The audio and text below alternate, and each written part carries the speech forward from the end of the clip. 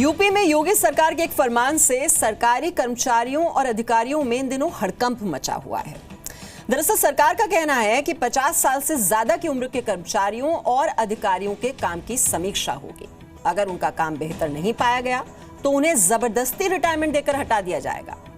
यह आदेश उन कर्मचारियों और अधिकारियों पर लागू होगा जिनकी उम्र 31 मार्च 2017 तक 50 साल या उससे ज्यादा होगी। सरकार के नए फरमान से यूपी सरकार के करीब 4 लाख कर्मचारी और अधिकारी प्रभावित होंगे।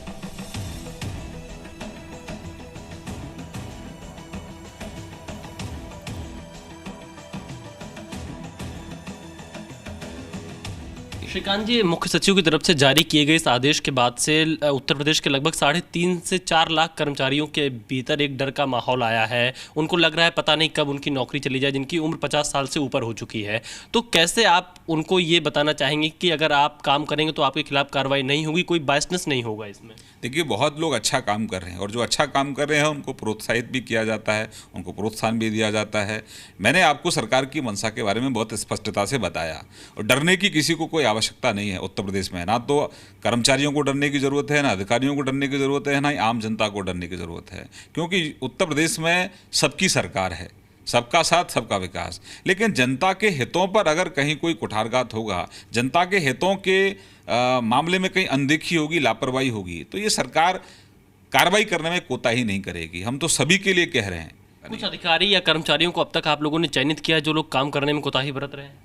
मैं मानता हूँ बड़े स्तर पर बहुत लोग इसमें रडार पर हैं और 100 दिन के अंदर जहाँ जहाँ माननीय मुख्यमंत्री जी ने समीक्षा ली है, हम सभी योगी जी के कैबिनेट के जो मंत्री हैं वो समीक्षा ले रहे हैं, बहुत लोगों को चिन्हित किया है।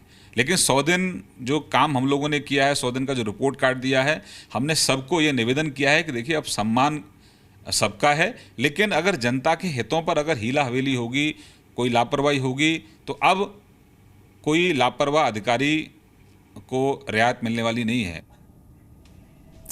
और यूपी सरकार के इस नए आदेश का विरोध भी शुरू हो गया है। कर्मचारी संगठन पूछ रहे हैं कि नेताओं के काम का आकलन आखिरकार क्यों नहीं होता, उन पर उम्र की ऐसी पाबंदी क्यों नहीं?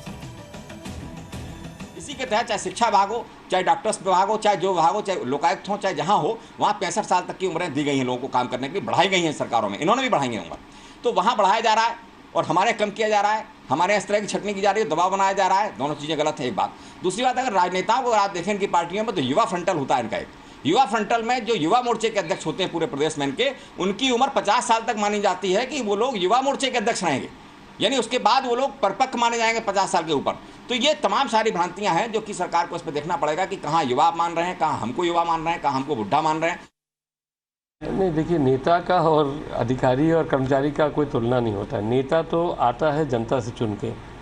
जनता वो चाहे 18 साल के ऊपर का लड़का को चुन के दे या 70 साल के आदमी को चुने, वो जनता का पूरा विश्वास है।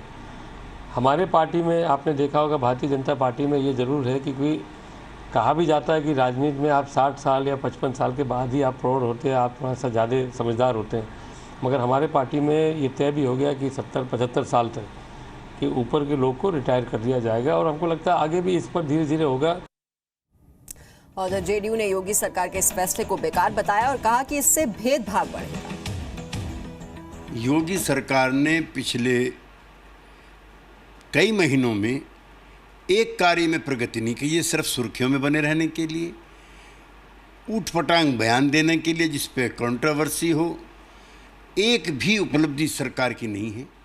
इससे ना सिर्फ भेदभाव बढ़ेगा, योग्यता प्रभावित होगी और आप अपने राजनीतिक विरोधियों को भी दंडित करने का प्रयास करेंगे। इसलिए ऐसे तुगलकी फरमानों की मैं निंदा करता हूँ।